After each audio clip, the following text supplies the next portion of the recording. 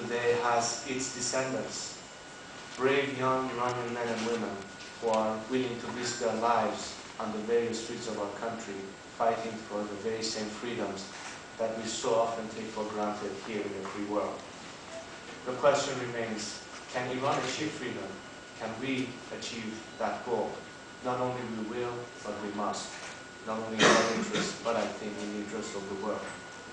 But obviously the question has always been and remains, how do we get there?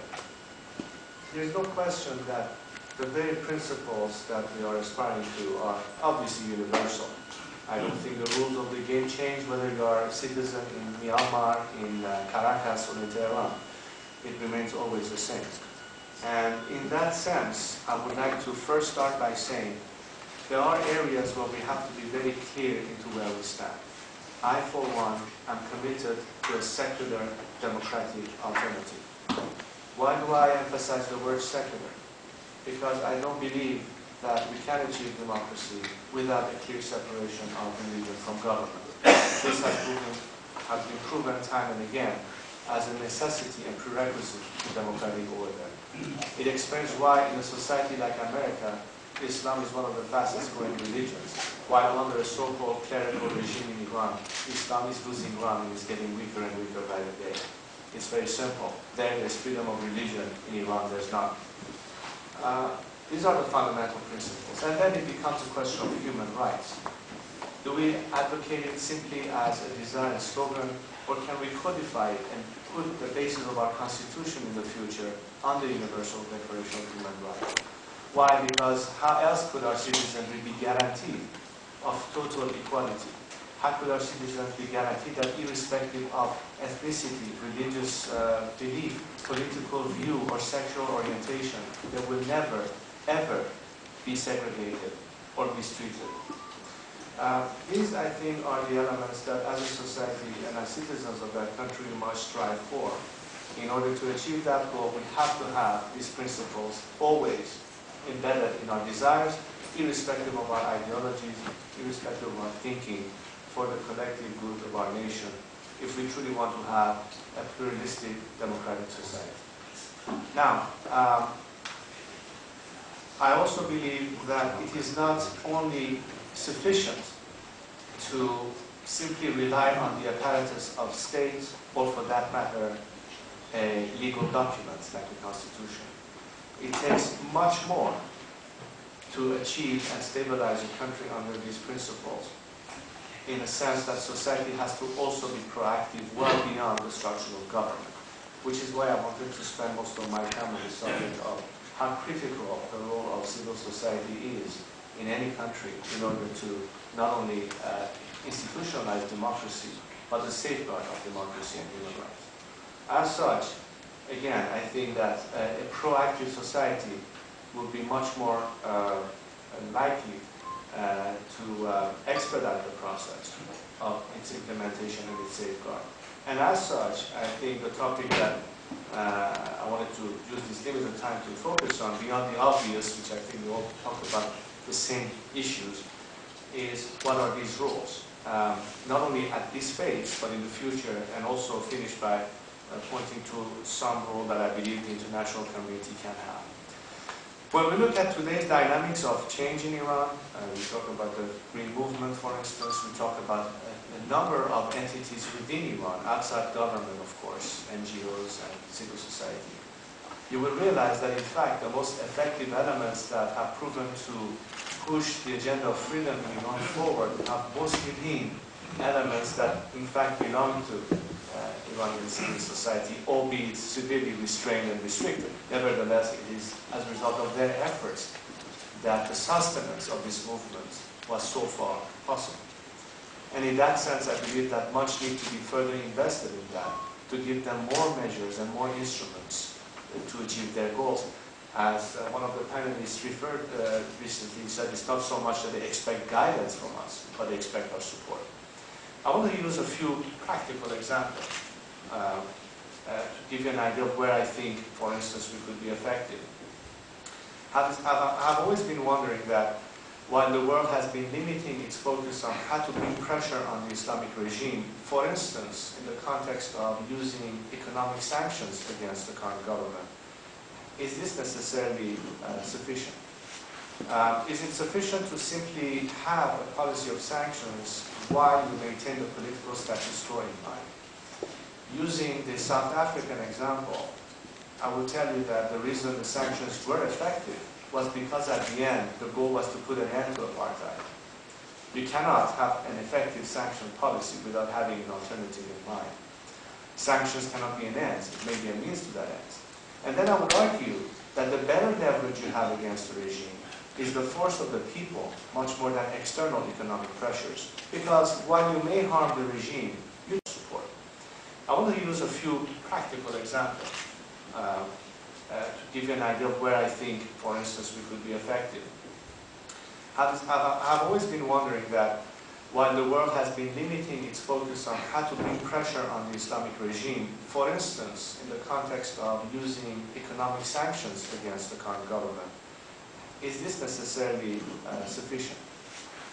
Is it sufficient to simply have a policy of sanctions while you maintain the political status quo in mind?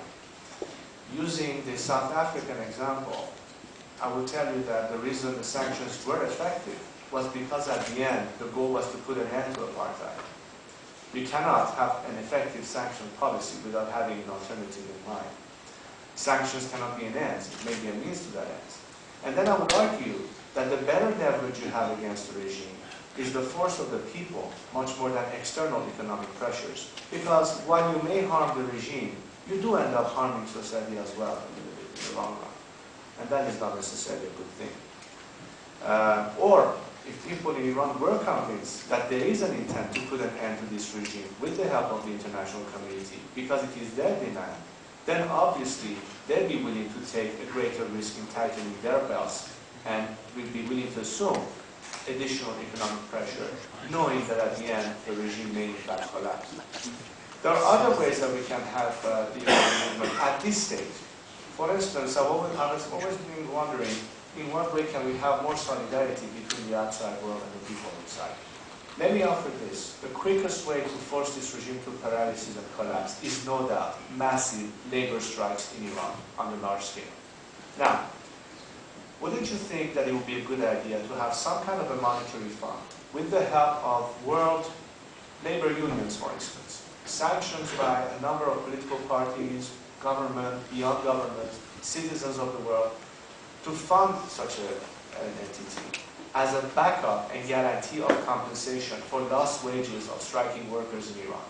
And a lot of that help could be provided to Iranians by Iranian NGOs who legally can contribute and come to the assistance of the citizenry, as a means to simply give people more hope that there instrumentally is some help, as opposed to just a few resolutions in, let's say, the German parliament or the EU parliament or the American parliament. And then we leave it at that.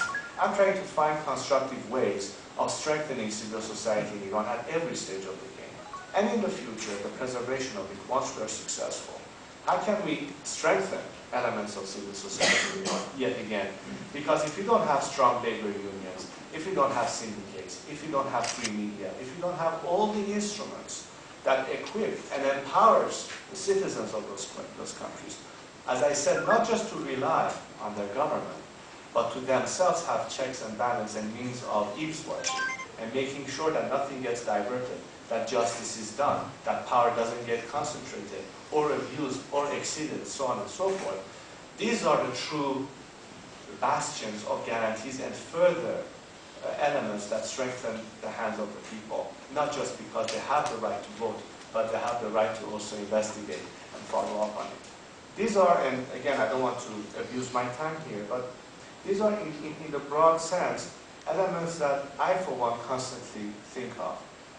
In what way can we achieve the aim of liberty, of democracy, of all the aspects of what we have?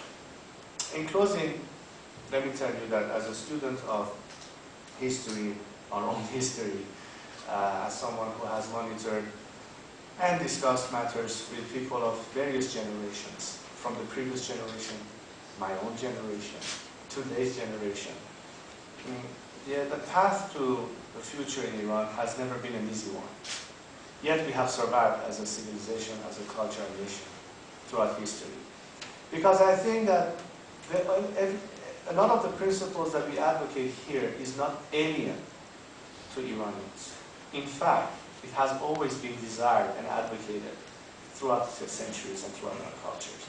And we look at the modern days, it is not surprising to realize that it was Iran who first was able to introduce, as a country in our part of the world, at least the elements of a parliamentary system of democracy at the turn of the 20th century. Did we achieve full freedom? No, we didn't. Was liberty compromised at some stage? It was.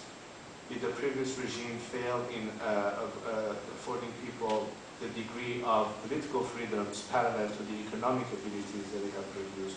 These are the questions that we all had faced, which led to the crisis of the revolution, where people thought that perhaps through that way they would achieve those goals. And unfortunately, not only did we not achieve political freedom, we lost every other social freedom we had. So where are we now? And from now on, where can we go? Have we learned in the process the value of freedom? And beyond the value of freedom, are we willing to pay the price for freedom? When I see the green movement today, when I see today's young Iranians men and women who are willing to sacrifice their lives for that freedom, it shows me several things. Yes, they have understood the price to pay for freedom and are willing to pay. 2, they appreciate and value diversity and pluralism. 3, they understand that together they have to achieve that goal, as opposed to look at it purely from a sectarian / ideological / party view. And that they're willing to fight for each other's right, not just their own personal demands. These are all positive signs that the political evolution and maturity of this nation has reached a very different level that perhaps was never achieved before. Certainly my generation never had. I look at this as a positive sign. And it would be a historical game changer to provide this generation with the full ability to succeed. Because the price otherwise will be far too heavy, not just for us Iranians, but I honestly believe for the whole world. When we are faced with the prospect of nuclearization, of proliferation, of further radicalization, when we can think of the shock that the world economy can no longer afford to have as a result of further escalation in our region, and when we ought to know and should believe that the best ingredient that could bring change to the good sense, the people of Iran themselves, who are willing and without any help so far have been committed to fight for their freedoms, it would be historically criminal not to invest on the best instrument that can bring about change, rather than contemplating military strikes on Iran or what have you. That, ladies and gentlemen, is in front of us as we speak with you right now. We don't need to create it, we don't need to invent it, we don't need to educate it. It's there, it's willing, and it's only asking, don't leave us alone, just make it easier for us and bring the cost of change down. The rest we will do. And I wanted to share that with you as well.